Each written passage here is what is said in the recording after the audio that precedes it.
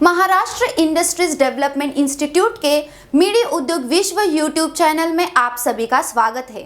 Midi आज से आप सभी के लिए लेकर आ रही है जीएसटी इंफॉर्मेटिव सीरीज, जिसका पहला टॉपिक है जीएसटी बेसिक इंफॉर्मेशन, जिसकी सारी इंफॉर्मेशन आपको प्रदान करेंगे रविंद्र पाटिल सर।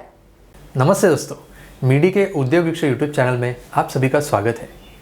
मीडी के उद्योग विश्व यूट्यूब चैनल पर हम जीएसटी की अलग अलग प्रकार की जानकारी लेकर आने वाले हैं। चलिए फिर इसके बारे में हम शुरू करते हैं। जीएसटी यह एक्ट 1 जुलाई 2017 से हमारे भारत देश में लागू हुआ है। जीएसटी एक्ट आने से पिछले कई सारे टैक्स के रूपांतरित जीएसटी में हुए हैं, जैसे कि सेंट्रल में central excise, service tax, state में वैट, तालुका लेवल पर ऑक्ट्रॉय, एलबीटी, ऐसे कुल मिलाकर 17 प्रकार के टैक्स जीएसटी में रूपांतरित हो गए हैं। इसी इफेक्ट को कहते हैं वन नेशन वन टैक्स। अब हम जीएसटी एक्ट के अंडर किस किस कंपनी को जीएसटी रजिस्ट्रेशन लेना ज़रूरी है, इसके बारे में जानकारी जानते हैं। हमारे यहाँ 2 प्रकार की इंडस्ट्रीज़ होती है, एक है मैन्युफैक्चरिंग इंडस्ट्रीज़, दूसरी है सर्विस इंडस्ट्रीज़। मैन्युफैक्चरिंग और ट्रेडिंग इंडस्ट्रीज़ को अगर उनका टर्नओवर 40 लाख के ऊपर क्रॉस हो रहा है तो उन्हें जीएसटी रजिस्ट्रेशन लेना अनिवार्य है। दूसरी है सर्विस इंडस्ट्रीज़। सर्विस इंडस्ट्रीज़ को अगर उनका टर्नओवर 20 लाख के ऊपर क्रॉस हो रहा है तो उन्हें जीएसटी के अंदर रजिस्ट्रेशन लेना अनिवार्य है।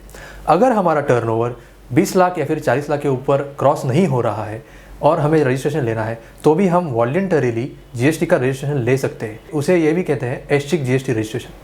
इस जीएसटी रजिस्ट्रेशन की प्रक्रिया में हमें कोई भी प्रकार के डॉक्यूमेंट्स फिजिकली सबमिट करने की ज़रूरत नहीं है। जो भी डॉक्यूमेंट्स है वह सारे के सारे ऑनलाइन सबमिट करने हैं। अब हम जीएसटी एक्ट में टाइप ऑफ टैक्स पेयर के बारे में जानकारी जानेंगे। जीएसटी एक्ट में मुख्यतः रूप से 2 प्रकार के टैक्स पेयर होते हैं। एक है नॉर्मल टैक्स पेयर, दूसरा है composition tax payer. Normal tax payer scheme में हमें इनपुट वर्किंग और आउटपुट वर्किंग करके जो भी हमारा टैक्स पेमेंट आता है वह टैक्स पे करके जीएसटी रिटर्न फाइल करना होता है। दूसरी जगह कंपोजिशन स्कीम के अंदर अगर हमारा टर्नओवर 1.5 करोड़ के नीचे है तो हम वो स्कीम में जा सकते हैं। उस स्कीम में हमारे टोटल सेल्स टर्नओवर के ऊपर 1% टैक्स पे करके जीएसटी का रिटर्न फाइल करना ज़रूरी है। नेक्स्ट हम बात करते हैं जीएसटी रिटर्न्स के बारे में। जीएसटी रिटर्न्स कई प्रकार के हैं, जैसे कि जीएसटी R1। जीएसटी R1 में हमें पिछले महीने की सेल की जानकारी अपलोड करनी होती है। इसकी ड्यू डेट होती है हर मंथ की 11 तारीख। जीएसटी R1 फाइल करने से हमारे कस्टमर को इसका क्रेडिट मिल सकता है। और उसके बाद आता है जीएसटी R3B। जीएसटी R3B की हर मंथ की ड्यू डेट होती है अगले महीने की 20 तारीख। जीएसटी R3B में हमें सेल और परचेस का जो डिफरेंस आता है वह पे करके आगे जाना होता है। अगला जीएसटी का रिटर्न है CMP 08। यह जीएसटी का रिटर्न कंपोजिशन स्कीम वालों के लिए लागू होता है।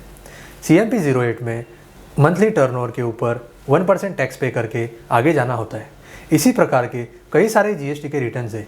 इसके बारे में आपको अगले आने वाले वीडियोस में बेशक जानकारी मिलती रहेगी। अब हम जीएसटी रजिस्ट्रेशन में लगने वाले डॉक्यूमेंट्स के बारे में जानते हैं।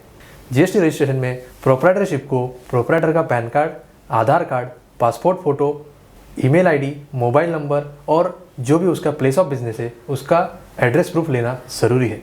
उस तरह पार्टनरशिप फर्म में लगने वाले डॉक्यूमेंट्स की जानकारी हम अभी जानते हैं। पार्टनरशिप फर्म में पार्टनरशिप फर्म का पैन कार्ड, सारे पार्टनर्स का PAN card, Aadhaar card, passport photo, email ID, mobile number और प्लेस ऑफ बिजनेस का एड्रेस प्रूफ लगता है। इसी के साथ प्राइवेट लिमिटेड और LLP के लिए जीएसटी रजिस्ट्रेशन डॉक्यूमेंट्स जो लगते हैं उसके बारे में हम जानकारी जानते हैं। प्राइवेट लिमिटेड कंपनी का incorporation certificate, board of resolution, pan card, Aadhaar card, सारे डायरेक्टर्स का ईमेल आईडी, मोबाइल नंबर और एड्रेस प्रूफ होना ज़रूरी है। उसी के साथ ऑथोराइज सिग्नेटरी का लेटर भी ज़रूरी है। और एक बात, इस सारे रजिस्ट्रेशन प्रक्रिया में प्रोप्राइटरशिप, पार्टनरशिप और प्राइवेट लिमिटेड में ऑथोराइज सिग्नेटरी जो भी पर्सन है उसका मोबाइल नंबर आधार से लिंक होना ज़रूरी है। अब हम जानते हैं जीएसटी से जुड़ने के फ़ायदे। वैसे तो कई प्रकार के फ़ायदे हैं।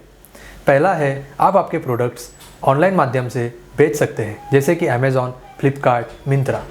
दूसरा है, आप आपके प्रोडक्ट्स को अक्रॉस द इंडिया एक्सपोर्ट कर सकते हैं। तीसरा है, गवर्नमेंट टेंडर थ्रू आप आपके प्रोडक्ट्स भी बेच सकते हैं। और चौथा है, आप आपका करंट अकाउंट भी ओपन करवा सकते हैं। वैसे इसी प्रकार के कई सारे बेनिफिट्स हैं। इसके बारे में हम अगले आने वाले वीडियोस में जानकारी लेते रहेंगे। जीएसटी के बारे में अधिक जानकारी के लिए आप हमारी दी गई वेबसाइट पर विजिट कर सकते हैं और कॉन्टैक्ट नंबर पर कॉन्टैक्ट भी कर सकते हैं। और एक बात, अगर आपकी कुछ सजेशंस है तो आप हमें कमेंट बॉक्स पर कमेंट करना ना भूलें। और अगर ये वीडियो आपको इन्फॉर्मेटिव और पसंद आई हो तो लाइक, शेयर और कमेंट करना ना भूलें।